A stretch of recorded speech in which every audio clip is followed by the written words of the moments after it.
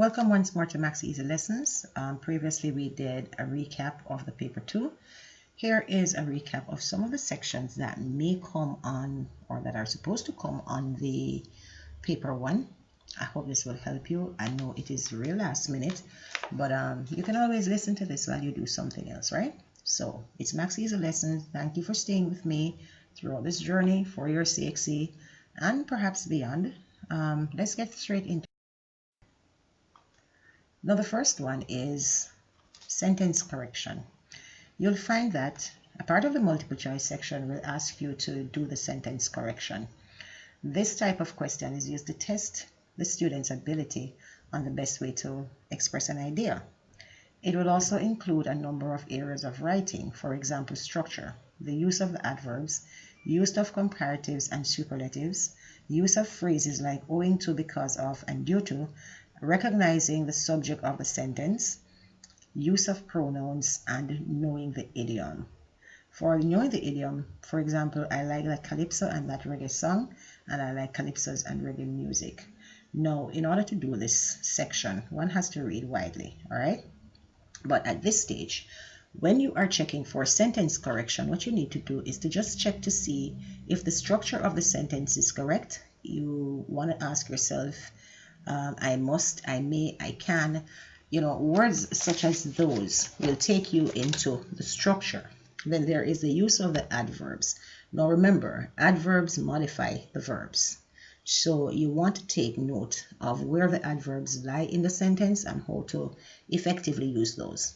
Then there is the use of comparatives and superlatives. This one always throws people off. More, and most, bigger, biggest, that kind of thing. Is it that you're comparing two things or you are comparing more than two things? Then you have the use of phrases like owing to, because of, due to, etc. That kind of thing. And recognition of the subject in the sentence. Who is doing what? Next up, we have error recognition. Now with error recognition, most students will have a challenge because they will not recognize the tendency to overwrite, or that is to say that they're saying the same thing more than once in a sentence, or to overemphasize, and this tends to throw you off when you are working on the error recognition section of the multiple choice. Now there is the instance where you are looking for the use of cliches, misuse or mixed metaphors. That is those are some of the ideas that are supposed to be seen as the errors for error recognition. Then there is errors of grammar and diction. So under the section that says error recognition on the paper, you will want to look for these things. The tendency example for the cliche misuse of metaphors. After a career as second fiddle, Mr. Bush is now his priorities top banana. Second fiddle is a metaphor that comes from the orchestra, and it clashes with the idea of being at the top. Moving on to sentence completion. We're moving on to sentence completion here. The section on sentence completion tends to test the ability to relate one part of a sentence to another. So you will be given blank spaces in a sentence and you will be asked to fit in a double set of phrases or whatever it is. Now, sometimes this is tricky because you're unfamiliar with the vocabulary, and so you will find it difficult to figure out which word to go there. But one of the things that I've noted is that if the second word fits beautifully into that sentence, then chances are it will be correct. Vocabulary is a big issue on the paper 1, and if your vocabulary is limited, then you might want to do the process of elimination for the multiple choice, because this is one strategy that you can use to get through your multiple choice. The process of elimination. Remove the two that are definitely not a part of the answer, because that's how it is set, and then you'll be left with two from which to choose. That makes it a little bit easier to do. So then we go into usage, where you are expected to recognize errors of grammar. You're expected to know your vocabulary should be broad enough for this section, and there is also errors in punctuation and spelling.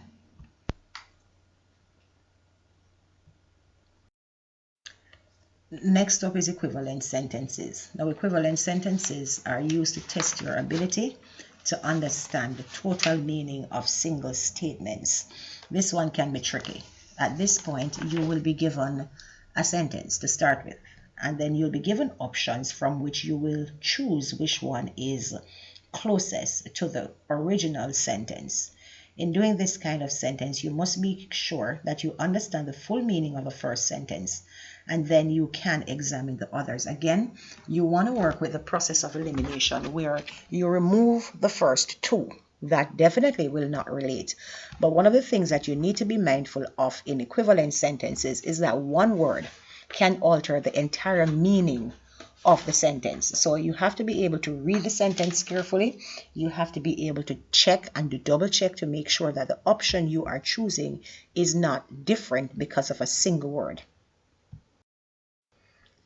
And then there is spelling. You are looking for misspelled words. You are looking for homophones, words that sound alike but are different, words with prefixes and suffixes that are sometimes confusing, and words that end with L, D, R. And then the most popular one that I've seen of late is OFTO, O-F-T-O. That means have to. Yes, you have to be very careful of that one in order to recognize the errors. And finally, there is the synonyms and the antonyms. Now this one, I tend to get confused with the synonym and antonyms as well. Yes, I do. Because guess what? You start out by identifying the first five. That says to find the synonyms for the words. And then you become so much more confused when you get to antonyms. So one of the key elements in doing the section with the synonyms and antonyms is to always ensure that you go back to the instructions. Make sure, for everyone that you do here, make sure you double check to see if it's the antonyms or the synonyms. Synonyms are words that are similar in meaning. Antonyms are the words that are opposite in meaning. And so you have to be very careful because it is so much easier to choose a synonym mentally than it is to choose an antonym. Then also on the paper one, you will have your comprehension sections. You will have your advertisements, perhaps a statistical thing, report writing, where you will be expected to read what is in front of you and just to answer the questions that are there. One of the tricks that I use for the multiple choice, for the comprehension multiple choice type questions, is that I read the questions first and then I read the passage or the advertisement. Some people may not agree with this method, but guess what? Under exam conditions, you are working against time.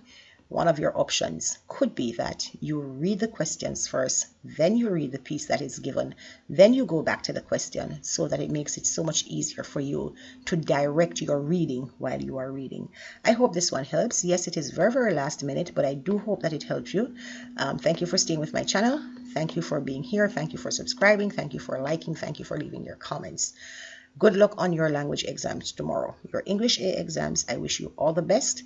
Again, people, write what you know. Do not second guess your answers. In many cases, your first answer is always the correct answer. Thank you so much for watching.